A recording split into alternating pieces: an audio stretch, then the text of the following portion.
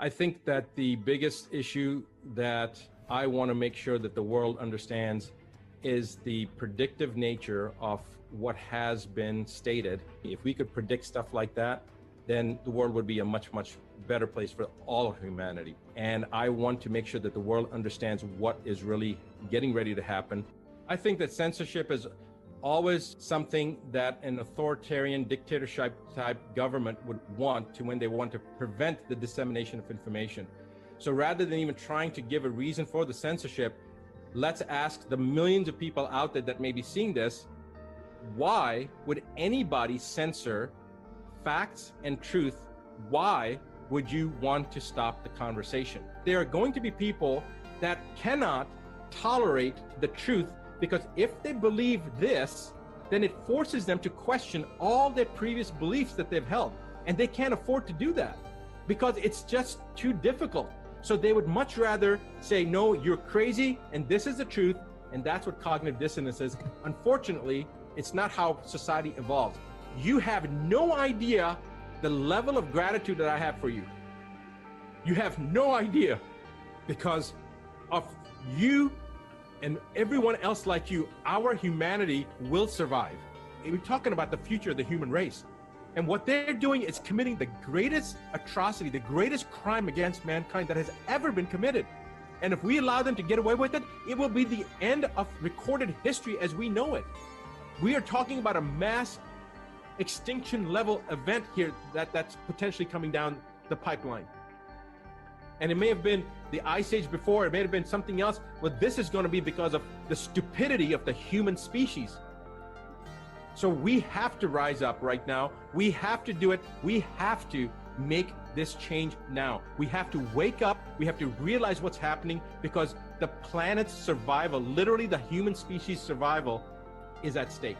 People like that know that they could get social reprimanding, they could get a lot of dislikes, a lot of negative publicity, but they're still doing it because truth is that important to them. So to all the truth seekers, I appreciate you, and for all of us, I hope that we hold that intention in our hearts for all the truth seekers, to give them more energy, more power. Everything is a frequency. My voice now is a frequency. And mendacity, lies, deceit is a frequency. Truth is a frequency, a much more powerful frequency. And they know the power of the truth circulating because people resonate with it. And so if they are going to pull off what we're unfolding now, what we're experiencing now, and they are going to control billions of people, they have to control their perception. They have to. We are in the situation we are now because of mass human perception. And that perception allows vast numbers of people to concede their uniqueness, to concede their freedom, and to sit in their house under house arrest, being told what to do by a handful of people. And the other perception is, I can see there's something not right here, but what are the consequences of me saying so or taking this on and challenging it? And that perception of what are the consequences for me means that lots of people who have realized something's not right also sit under house arrest. And those two perceptions, they are the reason this is happening. It's perception and fear of consequences that are making this all possible and are destroying the independent livelihoods of billions of people. And the greatest form of control is dependency. This is not about money, you see. This is about control. This is about a complete takeover, not just of humans in the physical sense, if you like. It's to take over their minds, and their perceptions directly in the end. And there's two mass mind perceptual manipulation techniques that this cult uses to advance its agenda. One I called a long time ago problem reaction solution, where you covertly create a problem, you get your unquestioning media to tell the public the version of that problem you want them to believe, and you want the public to be saying in a state of fear and anxiety or outrage, something must be done, what are they going to do about it? And then those who've covertly created the problem and got that reaction then openly offer the solutions to the problems they've covertly created and blame someone else for.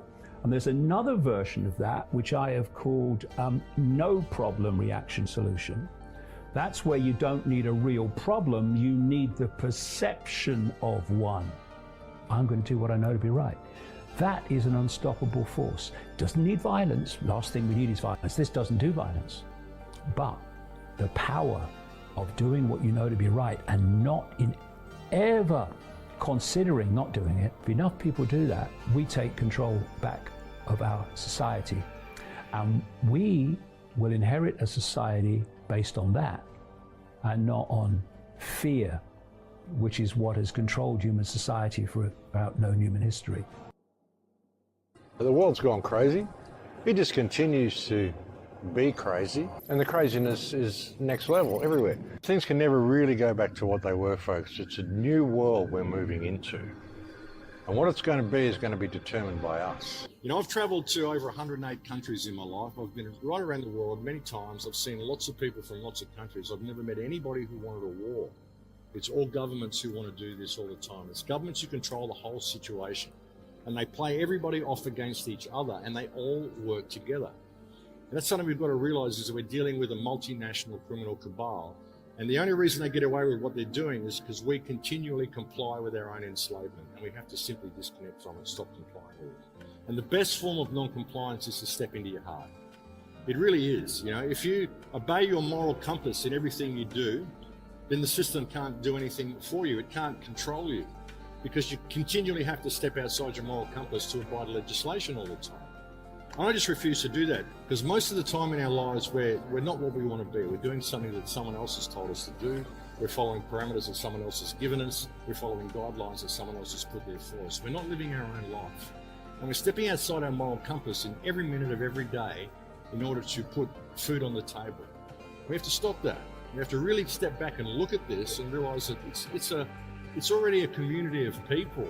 If you can look at people as being yourself, another yourself, simply viewing reality from that perspective, suddenly all the barriers break down between people, and you find that you can live your life in a state of abundance and giving. And it isn't a state that you're keeping tabs on what you're giving to people. I just give unconditionally to people. We have every opportunity to create some really good change here, we really do. You know, for the first time in living memory, the entire system's been laid bare. All those people who were classed as conspiracy theorists, well, here it is. It's not a theory anymore. And it's most definitely a conspiracy. I mean, you should be able to see that just by the way the governments are all working together to do the same thing. It's all in lockstep. People might think, well, how could these governments agree to do this when they can't agree on anything? But the thing is, they can agree on everything, and they always have agreed on everything. All of the things they've shown us, it's all been theatre, folks. Theatre for the masses. To make us think that the governments are actually the enemies of each other. To make us think that we need governments to protect us. But who we need them to protect us from? Well, the other governments, of course. Without our government, the other governments might want to help us. But that never happens, folks. Even when we go to war with other countries, they never bomb the government buildings. They just bomb the people. It's a pretty twisted world, eh? But now's the time to push back. Now's the time to put down all the fear. I mean, it's come to the wire now, folks. What are you going to do? You're going to just do what you're told and get taken away and be put somewhere else and, you know?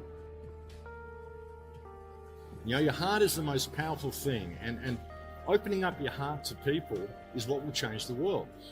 That's how we can get through this system, by realizing that it's all a fiction. And even people that learn the legal stuff and all the law stuff and how to get through it, to go to fight the system, what for? You're fighting a fiction, you're fighting a cloud, you're learning all this stuff to fight a cloud. So how real is it? You know, why are you learning all this stuff to go and fight something which is just an idea? What you've got to do is just disconnect from it. Disconnect from the whole thing. And the way you do that, again, is to connect to your heart and to connect to the people around you. Because when you do that, government ceases to exist.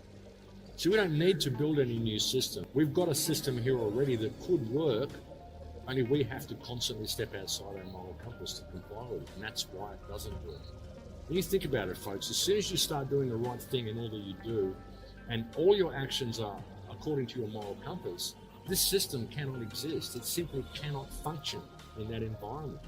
It only functions now because we're so willing to step outside of our hearts and do whatever we're told. Yes sir, no bags, 3 bags full, sir. And all we're really doing is paying protection money. That's what taxes are, it's protection money. I'll pay my taxes, you go and bomb those guys over there, just leave us alone here. It's all good. You know, and that's what we do. So now we run through our lives searching for some form of value of ourselves. You know, so many people just want to feel like they have value. They want to feel that they actually mean something. You're not just a little cog in the big machine. And guess what? You all do mean something. You know, you're not what this system has told you that you are. Every single one of you is a divine expression of creation that can do incredible things. The best form of non-compliance is to step into your heart and do the right thing. Follow the rules of Dharma. Do the right thing in the right way at the right time for the right reason. And if you live your life in a state of unconditional love and service to creation, then you can find the path through that. And service to creation, it's not service to others at the expense of yourself. Put yourself on an even keel with everybody else. Don't serve others and deplete yourself. Don't serve yourself and deplete others. Put yourself on an even keel, in like cash, and we can change the world.